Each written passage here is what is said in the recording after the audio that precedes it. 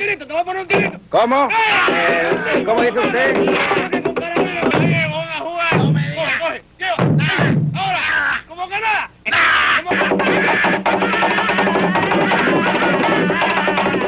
Dime, Juli, ¿cómo está la cosa? ¿Cómo está todo? ¿Cmo está todo? Veo que cambió el tiempo. Sí, Veo no, más pues tú luz ahí. sabes, a buen tiempo, mala cara, y a mala cara, buen tiempo. A ver que yo aparezco en la pantalla sin problema. Se nota la primavera ahí. Sí, allá también se nota la primavera, ¿eh? Sí, se nota la primavera Hombre, más o menos desde 75, desde que yo nací, estamos en primavera, no, en verano. es como No, ahora eso es la eterna consagración de la primavera.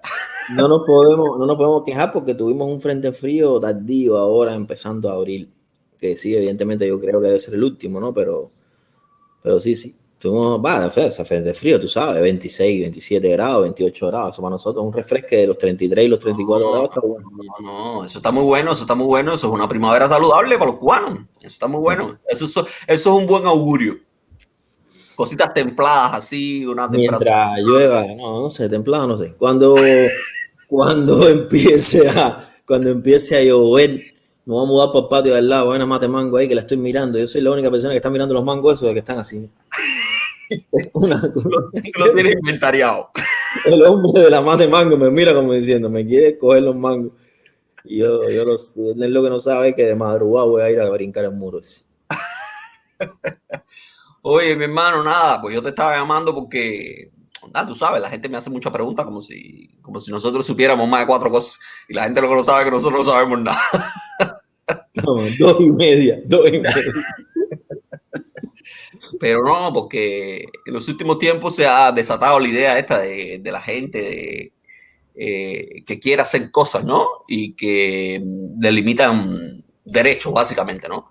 Que gente que quiere manifestarse de alguna manera, gente que quiere salir de su casa y no las dejan, gente que es detenida en la calle sin ninguna justificación legal aparente, gente que es detenida por espacio de varias horas sin ninguna justificación legal aparente, gente que es impedida de hacer actos que no están impedidos por la ley y, si en definitiva el Estado puede actuar contra un ejercicio legítimo de derecho.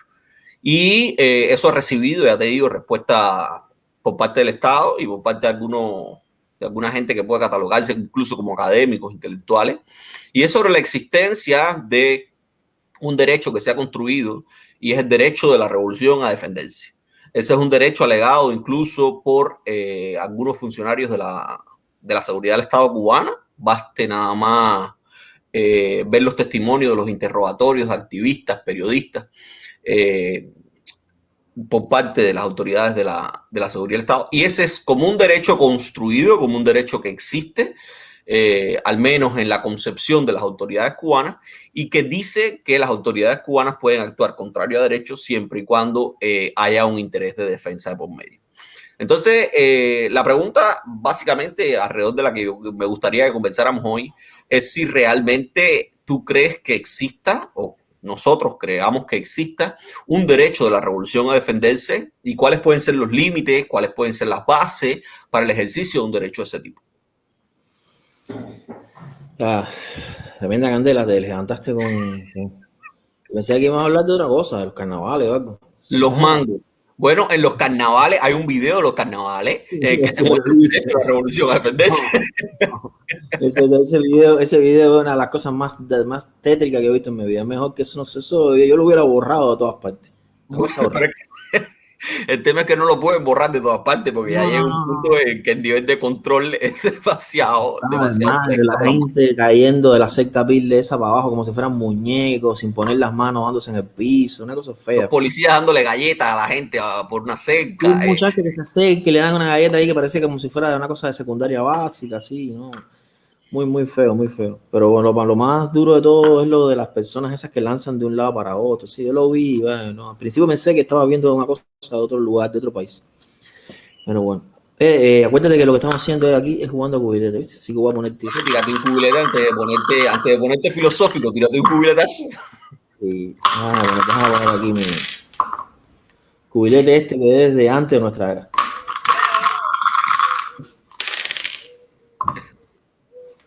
Con este cubilete jugaban los trabajadores del puerto. Pero te estoy hablando de, tú sabes, hace 100 años. El primero lo quise. Bueno. Vamos a ver, de todas formas tú no vas a matar esto porque he puesto como 2 carabinas seguidas. y yo confiado. Tú has puesto como 2 carabinas seguidas. Si una de las cosas más importantes que tenemos nosotros es la confianza que nosotros tenemos. No, eso sí es verdad. Y con los ojos cerrados, fíjate eso. Yo confío porque no me queda de otra. Sí.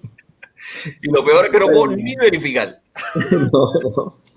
Eso de estar controlando nada, no controlo nada. Si tú me dices que es carabina, ¿entiendes? Claro, ¿qué voy a hacer? A mí no me queda de otra.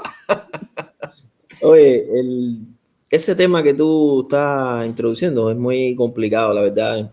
Vamos a tratar de acercar eso más a la brasa que nos interesa en la vida cotidiana. Y lo primero que yo diría es que lo que existe técnicamente hablando es el derecho de cualquier Estado a defenderse. Es decir, todos los estados se defienden, evidentemente. Tienen, por ejemplo, en el caso de Cuba, delitos contra la seguridad del Estado, formas de seguridad interna y externa, mecanismos de protección interior, exterior, del orden de la vida cotidiana, de la vida social. Hay muchas formas de defensa, evidentemente. Aquí podríamos entrar a analizar también cuáles son los mecanismos de defensa de un Estado más importantes, que logran más hegemonía de ese Estado, que logran más estabilidad, más armonía social, más equilibrio, disciplina, gobernabilidad, que yo creo que son siempre los mecanismos democráticos, los mecanismos de acercamiento de la sociedad civil al sistema político y los mecanismos de cumplimiento de las normas del Estado de Derecho. Entonces, yo creo que evidentemente el derecho de cualquier Estado a defenderse existe porque los Estados nacen históricamente con ese mecanismo, con muchos mecanismos de defensa incorporados.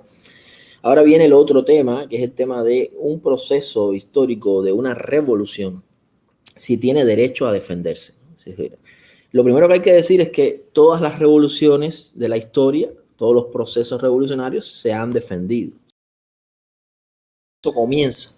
Y más allá de lo que los historiadores y las historiografías concretas llaman el triunfo de una revolución, o el momento en que una revolución llega al poder y se convierte en algo más que una revolución, ya en un estado institucionalizado, en una organización política concreta, con legalidad propia y con su propia regulación y por lo tanto funda un nuevo estado. En ese proceso evidentemente se dan momentos en que esas revoluciones son atacadas y esas revoluciones se defienden. Entonces, ahí tú puedes decir, ¿no? Cualquier historiador, cualquier libro de historia, tú puedes encontrar la Revolución Francesa defendiéndose de los bloqueos de las monarquías aliadas a la monarquía francesa alrededor del primer momento de la revolución. Eso es normal. Es decir, ¿qué pasó con la Revolución de Octubre? También se enfrentó a enemigos externos. La revolución cubana, el proceso revolucionario cubano desde el principio, tú puedes decir, se defiende de un ambiente sociopolítico exterior que comienza a ser conflictivo con el gobierno de los Estados Unidos.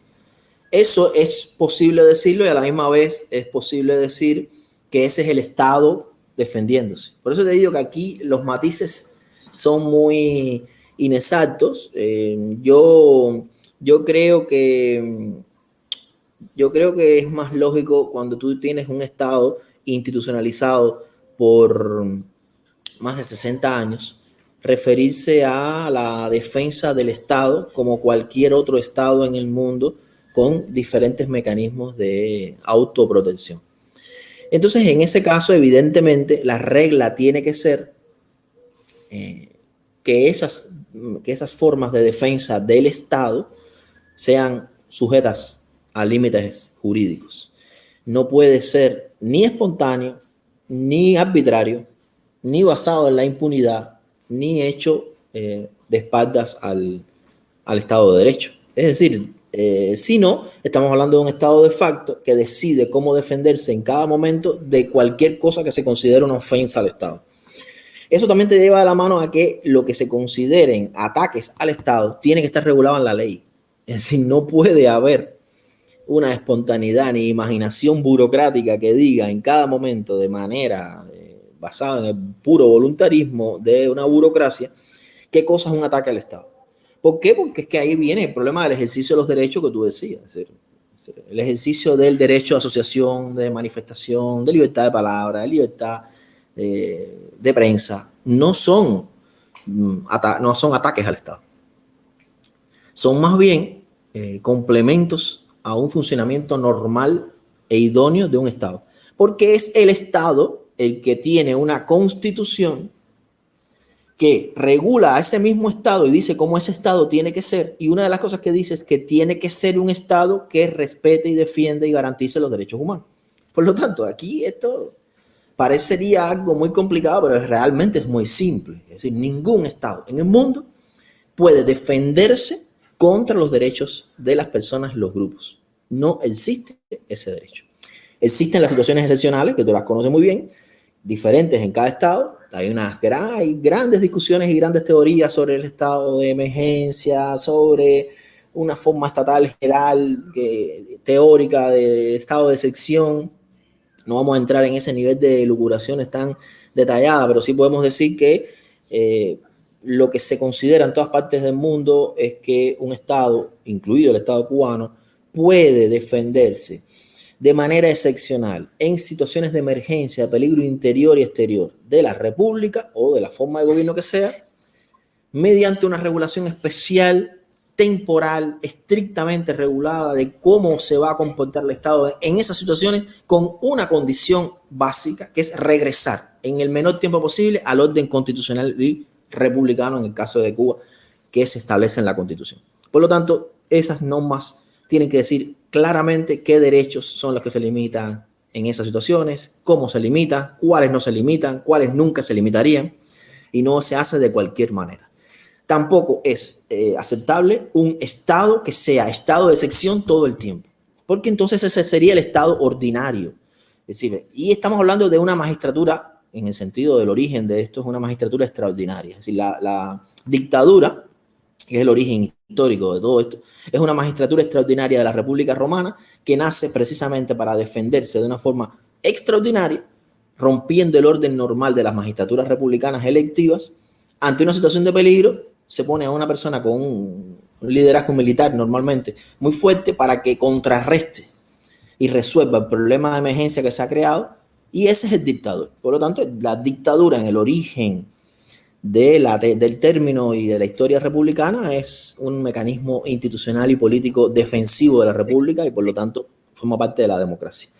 Lo que pasa es que después el término se empieza a tergiversar, más bien empieza a sufrir dentro de la misma historia republicana romana por el hecho de que hubo dictadores que se comportaron más allá de sus atribuciones, y el final de la República vivió varias crisis de dictaduras mal administradas o excesivamente administradas. Tanto así que hasta el primer príncipe de la historia del Imperio Romano también se atribuyó la magistratura de dictadura, porque el dictador podía hacer lo que le daba la gana. Para mí es muy interesante en el caso cubano que al hablar de un derecho a la revolución a defenderse hagamos ciertas y determinadas distinciones. Algunas de ellas tú y yo le hemos hecho en otros momentos hablando jugando cubilete hace ya más de 2 años, o sea, la Constitución va a cumplir 2 años, y yo recuerdo que ya hace un tiempo tú y yo conversábamos sobre una cosa que para mí es fundamental y que es un tema que está en el medio de estas discusiones, no solo en el caso cubano, sino en otros casos, y es el tema de la seguridad nacional. O sea, cómo se maneja el tema de la seguridad nacional para limitar derechos, no solo en el caso cubano, sino en otros lugares del mundo, ¿no? Son las políticas antiterroristas, son las políticas del uso de lo que se conoce en derecho también como derecho penal del enemigo, o sea, tratar al ciudadano no como persona, sino como un enemigo del Estado, por tanto carente de derechos. Son la gente, no sé, sustraída en Inglaterra, en Polonia, en España y movida secretamente hasta Guantánamo 2-3 años sin proceso. O sea, es la misma lógica de la seguridad nacional que hay detrás de procedimientos como ese en cualquier otro lugar del mundo, que vuelvo y repito, es una discusión amplísima, no acabada todavía hoy, yo creo que sigue estando en el plano, pero que en el caso cubano adquiere una característica especial por ese propio hecho de la excepcionalidad constante a la que vivimos, ¿no?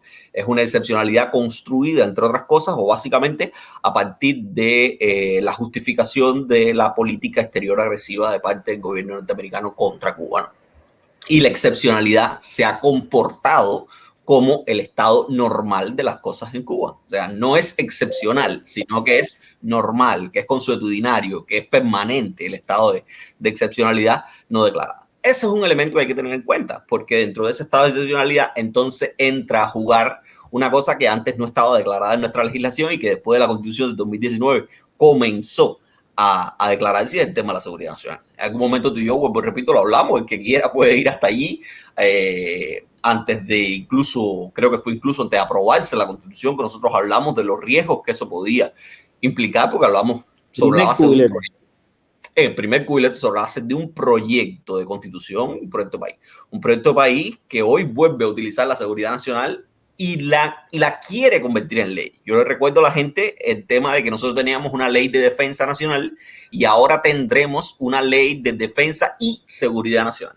O sea, el concepto de seguridad nacional vuelve a incluirse incluso en el discurso oficial para justificar varias y determinadas circunstancias que redundan en la limitación de derechos, básicamente.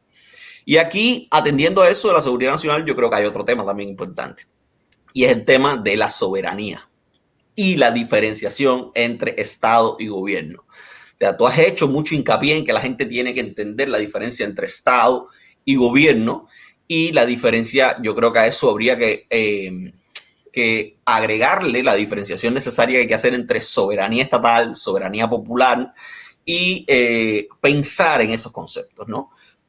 La seguridad nacional, y desde mi punto de vista, la capacidad que tiene el Estado para defenderse es la capacidad que tiene el Estado para defender su soberanía. O sea, su capacidad de autogestionarse de forma independiente, de reproducirse de forma independiente, sin intervenciones extranjeras, sin intervenciones foráneas, que pudiesen limitar o que pudiesen condicionar la propia autorreproducción del Estado, entendido como un complejo de instituciones, entendido como un complejo de organizaciones, entendido como una situación supraestructural o como una solución supraestructural, como queramos llamar.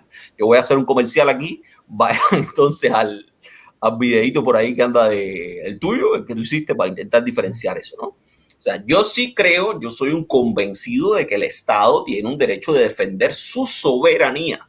Lo que pasa es que en Cuba tenemos un problema adicional, que muchas veces la limitación de esos derechos de las personas se justifica con un derecho de la revolución a defenderse, y lo que se está defendiendo ahí no es al Estado cubano.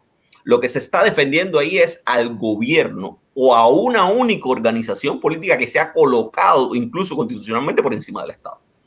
Y yo lo digo muy sencillo, no puede entenderse el derecho de la defensa de un Estado, y ya tú lo has dicho, contra el ejercicio legítimo de los propios derechos que el Estado le ha reconocido a un ciudadano. O sea, el Estado le ha dicho a un ciudadano, usted tiene derecho a hacer tal, si cual o más cual cosa. Y sin embargo, de pronto, una vez que has reconocido esos derechos, le dice sí, pero en mi defensa yo puedo limitártelo. Ahí hay una contradicción, incluso teórica, contrastable. Y la contradicción parte del hecho de que lo que se está produciendo no es la defensa de la soberanía estatal. Yo pongo un ejemplo muy sencillo y es reciente. Carla Pérez no ponía en riesgo la soberanía estatal cubana en ningún caso al entrar a Cuba, al regresar a su patria, al regresar a su país.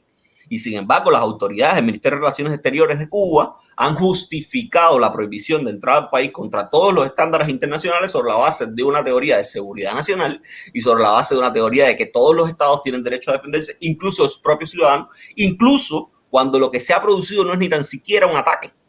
Y ese es el otro elemento que yo creo que hay que determinar aquí.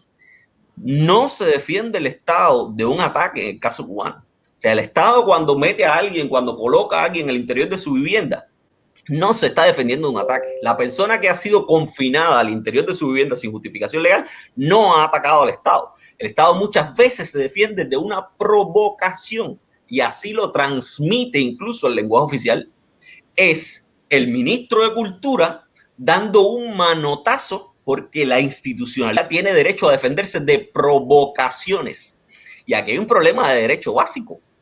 La defensa no se puede establecer contra provocaciones.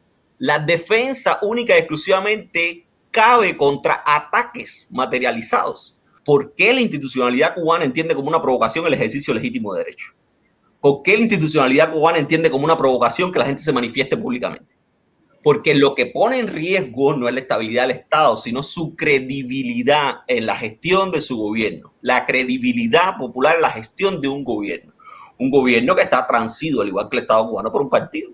Y por tanto lo que se está defendiendo no es la soberanía del Estado cubano. O sea, yo no he oído a casi nadie dentro de la disidencia, dentro del sector político cubano, dentro de los activistas cubanos, que hayan dicho que quieren un movimiento armado para desestructurar completamente el Estado cubano, para anexarlo a los Estados Unidos. O sea, puede haber un caso, puede haber dos que hayan dicho eso, pero de manera general el activismo cubano, el movimiento ciudadano cubano, no está hablando de un atentado, de una desestructuración total del Estado. Está hablando de una ampliación de derechos, una reivindicación de sus propios derechos.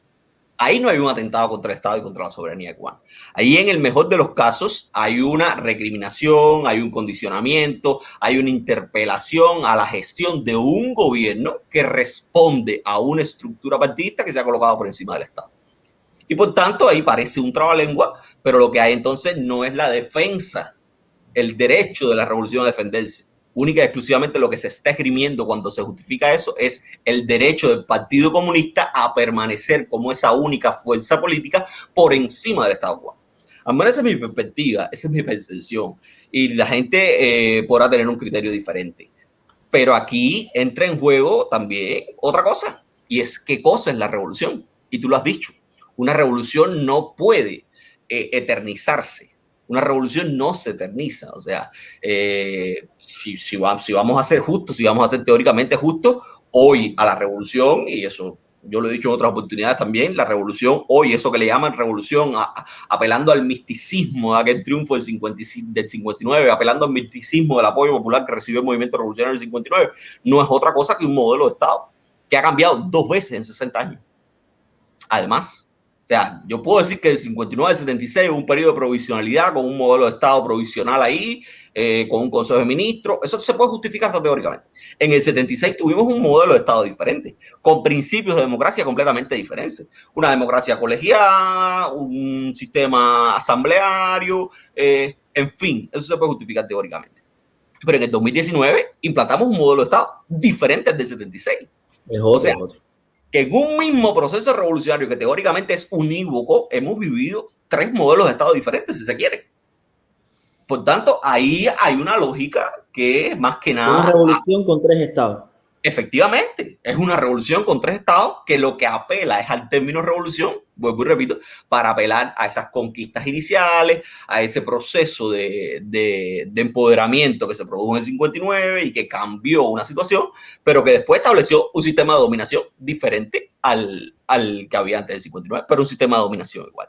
En fin, yo tampoco creo que exista un derecho, o sea, yo no creo que se pueda justificar las limitaciones de derechos como lo sufrido por Carla, como las detenciones arbitrarias, como los arrestos domiciliarios sin causa legítima alguna, como las difamaciones en la televisión nacional, en la televisión pública. Ninguna de esas conductas que son institucionales, vuelvo y repito, y aquí yo sí hago una salvedad, es muy importante buscar responsabilidades individuales, pero también es muy importante determinar que en Cuba la mayoría de esas responsabilidades individuales son responsabilidades institucionales, porque parten de una cadena de mando, si se quiere. Las informaciones que Humberto pone en la televisión nacional no son informaciones que son gestionadas individualmente por Humberto López. Humberto López no tiene la capacidad para gestionar ese nivel de información, y si tiene la capacidad de gestionar ese tipo de información, Humberto López es un delincuente reconocido estatalmente. Y ahí mantener eso en la impunidad por parte del Estado, o sea, que el Estado deje a Humberto actuar de manera impune en actos que pueden ser constitutivos de delito, pues no es otra cosa que una complicidad. Y si hay una complicidad, entonces, incluso mirándolo desde este punto de vista, que para quitarle menos responsabilidad al Estado, pues yo tendría que decir que la criminalización sigue siendo institucional, porque la autoría y la complicidad, pues ahí hay responsabilidad igual de ambas partes, ¿no? Y entonces yo creo que no hay un derecho de la revolución, no existe un derecho a la revolución, en conclusión, para que un gobierno se defienda del ejercicio legítimo de derechos que ya le ha reconocido a sus propios ciudadanos. Eso para mí está más que claro, más que claro. Sí existe la defensa de la Constitución, que no se habla de ella, pero es una gran institución de derecho constitucional y muy necesaria que se trabajara con más profundidad con la Constitución cubana. O sea, que la defensa de la Constitución sigue siendo un punto débil de la Constitución cubana. Es extraño que no se hable de algo que sí es reconocido en todo el constitucionalismo moderno. Nosotros seguimos teniendo grandes problemas en la defensa de la Constitución con el mecanismo de control constitucional, es decir, ese mecanismo de declaración de inconstitucionalidad por no haber un órgano especializado en Cuba para ese control. Lo sigue haciendo básicamente la Asamblea Nacional. Y es verdad que se ha democratizado porque ahora hay más posibilidades de hacerlo, incluso hay ya el impulso de la inconstitucionalidad popular, pero está trabado todo ese proceso por otro gran problema del ordenamiento jurídico cubano actual, que es que se ha creado un nuevo órgano electoral para dirigir todos los procesos electorales en el país, pero ese órgano por ley, por constitución y por ley también ya, porque la ley de organización de la Asamblea lo dice, debe producir una certificación de elector que prueba que un hombre o mujer, elector o electora cubana, tiene ese derecho, esa capacidad y por lo tanto puede presentar una iniciativa legislativa o de inconstitucionalidad.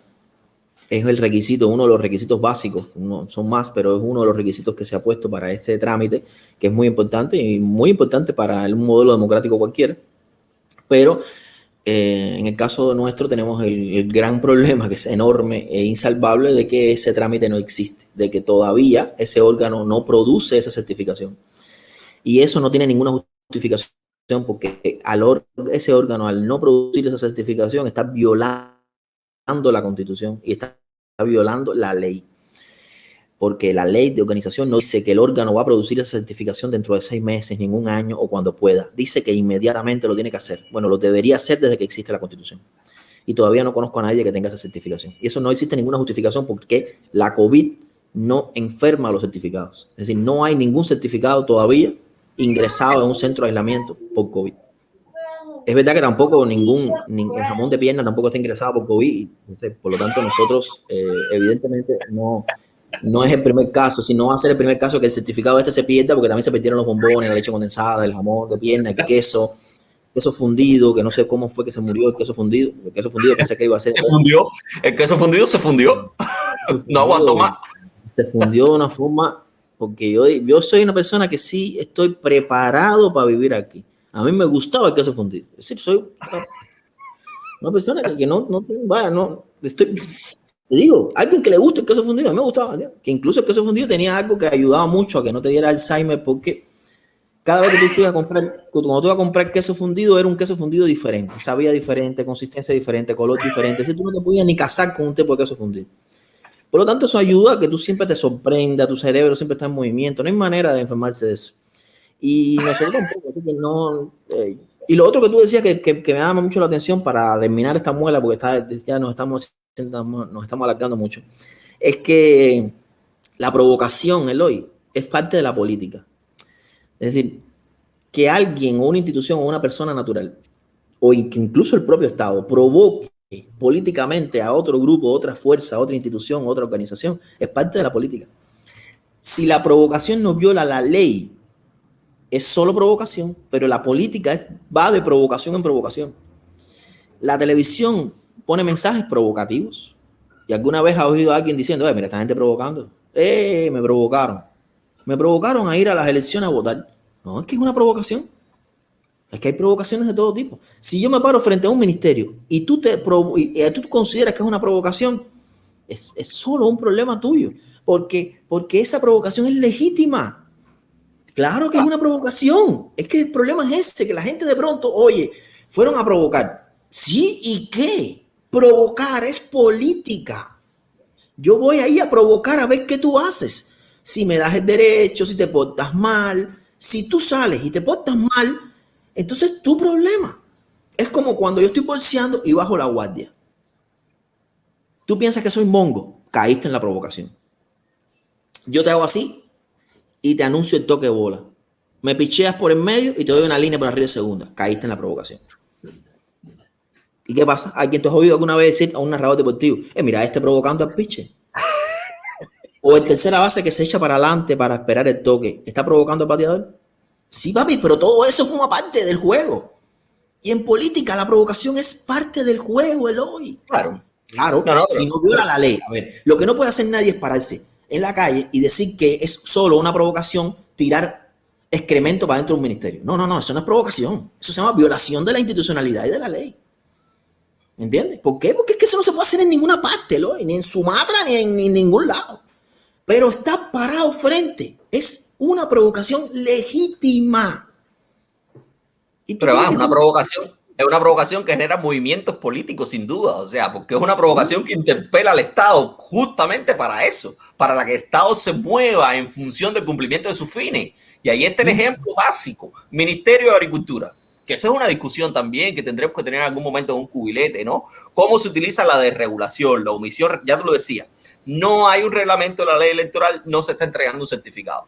Pero lo que pasa es que la provocación de los animalistas frente al Ministerio de la Agricultura provocó que el gobierno, primero, se sentara con ellos a conversar y segundo, que dijeran que habían aprobado una norma que era el fin último de los animalistas.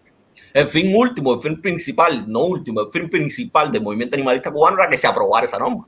El gobierno cubano dijo simplemente, ya la norma está aprobada, o sea, asumió un compromiso público aunque no haya publicado la norma. Eso generó un movimiento, la provocación generó un movimiento, que además es un movimiento sano. Un Estado inerte no es un Estado sano. Un Estado que no se deja interpelar no es un Estado sano. No es un Estado sano porque no genera sanidad en la ciudadanía, no genera movimiento ciudadano. Y no hay forma de crecer que no sea a partir del movimiento. No hay otra. Entonces, por tanto, no puede entenderse que una provocación legítima, que no es otra cosa que un ejercicio legítimo de derecho, pueda ser entendido como un acto que necesita ser respondido. Pero además no solo que necesita ser respondido, que necesita ser respondido sin apego a la ley.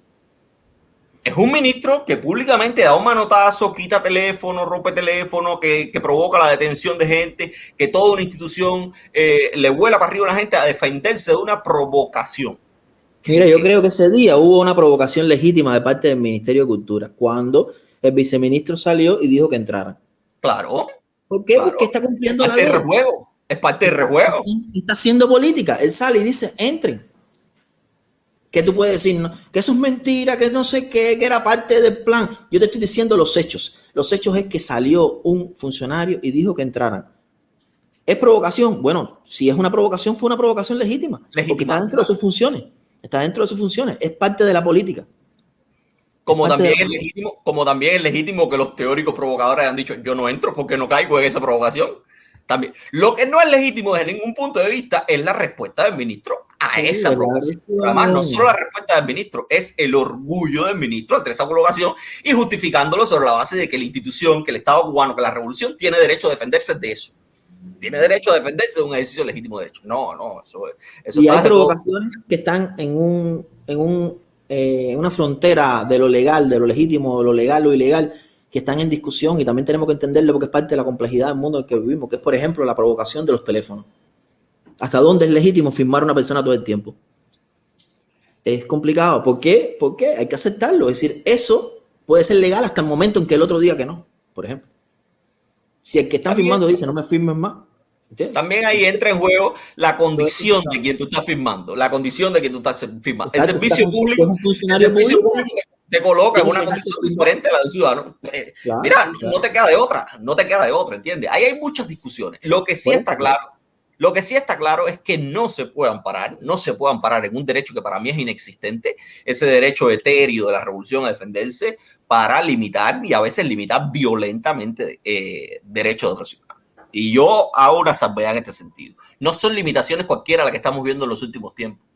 Estamos viendo limitaciones violentas que siempre se han reproducido en Cuba, que las han sufrido siempre ciertas y determinadas personas, pero que hoy nos parecen magnificadas por la amplitud que ha tenido el acceso a la comunicación, la penetración de la telefonía, el internet, que hoy coloca en la esfera pública, vuelvo y repito, por donde empezamos, para terminar ya definitivamente, que hoy coloca estos asuntos nuevamente en tensión.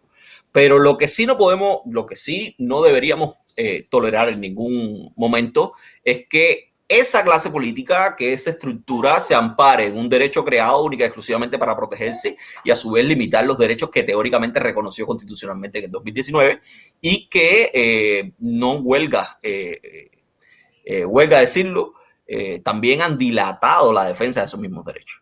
O sea, no es solo que los limito, sino que es dilatado conscientemente la defensa de esos mismos derechos utilizando una pandemia que les ha venido como anillo al dedo también para hacer muchísimas cosas en pos de diferenciar la aplicación de la ley y en pos de dilatar también la defensa de los derechos de aquellos que ellos no quieren favorecer en su ejercicio, ¿no? Básicamente.